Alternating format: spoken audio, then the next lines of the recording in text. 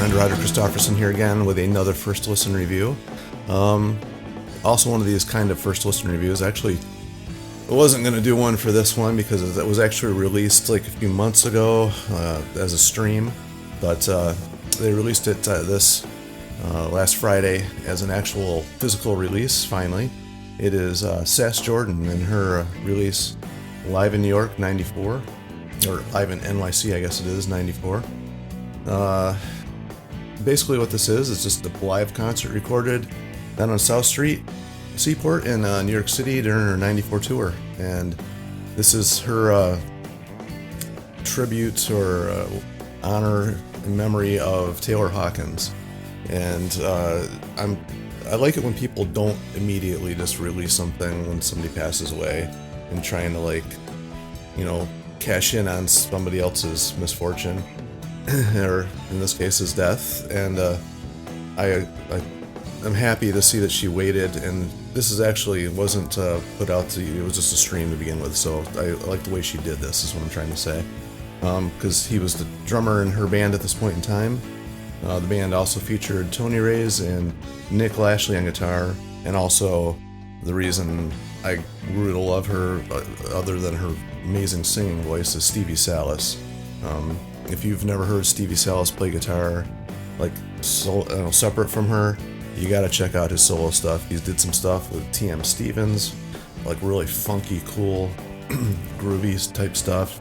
He sings on the solo albums, and he's got really funky, cool singing style. Losing my voice here. And he's got a lot of releases. He did something with I don't know, he's done a whole bunch of stuff. Glenn Hughes was on one of them. Yeah, Zakk Wylde's guested on a couple. That's what the bootleg I have concert with Richie Kotzen, which is actually amazing. They both trade off singing, and in case you've never heard Richie Kotzen sing, holy moly, he's got a killer voice too. So anyway, just a little side note there. But anyway, so she released this, and it's just a single disc. It's not super long, so I don't know if they took songs out or what, but it's it's a killer. This is killer. I love Sass Jordan. The first thing I heard ever was Make Me a Believer way back off her second album, because actually her first album was not really bluesy at all. It was kind of more of a pop, mainstream type music. But then, for whatever reason, she hooked up with Stevie Salas, and they started writing some killer bluesy, rocky songs that were just amazing. And I've followed her ever since then. I've got every release she's ever done. Even got the re-release she just did of Racine, where they just re-recorded the whole thing. This came out during the Rats release, so it's got a cool montage of songs from those albums on there. And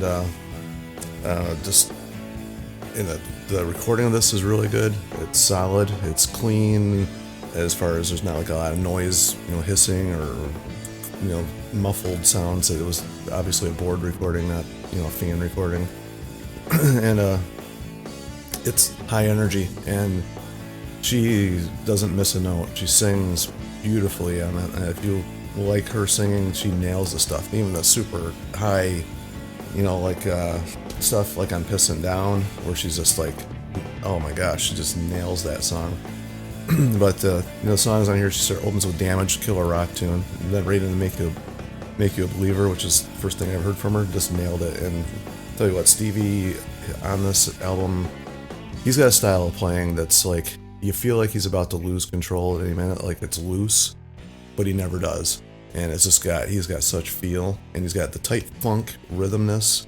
With the band is tight, they have that super, there's nothing loose about the rhythm. It's tight, but when he goes in solos, it's really loose. It's amazing how it all fits and intertwines with each other.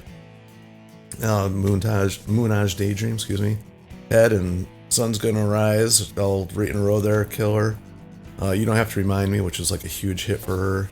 And then one ends with some of my favorites of hers: High Road Easy, Pissin' Down, and Ugly is how she ends this thing off. So those three are some of my favorite songs of hers. This time that she was out doing the stuff, I think she was the highlight of her career. She was doing it the best at that point.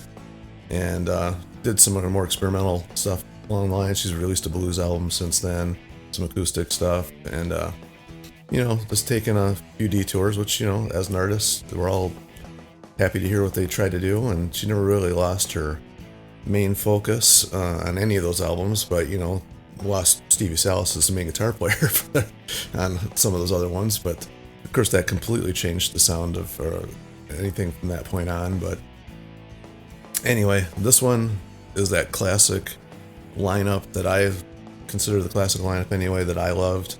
And it's a great live recording. So if you're a fan of Sass Jordan and you like that style of music and you like that era of her career, you're gonna love this. Trust me, this is a killer one.